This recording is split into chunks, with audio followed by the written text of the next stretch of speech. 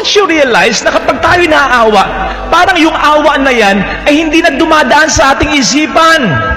Maliwanag ba sa iyo ang dahilan kung bakit tinanggap at inalagaan mo pa rin sa huli ang asawa mong dumurog ng puso mo? Tinanggap mo pa rin ang anak mong lumapastangan sa iyo? Pinahalagahan mo pa rin ang biyanan mo, ang manugang mo, na hindi nagbigay pakita ng halaga sa iyo? Nagbibigay ka pa rin, tumutulong ka pa rin sa kapatid mo o sa kaibigan mong ang dami mo nang naibigay, na feeling mo na lang ikaw ay naluloko. Nakita mo ba ang maliwanag na dahilan para dyan?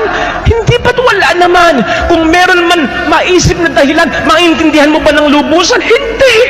Bakit? Kasi hindi na yan sa tao na lang. May kinalaman na ang Diyos dyan. Hindi na yan emosyon mo lang. Emosyon na ng Diyos yan, na kumikilos sa iyong katauhan.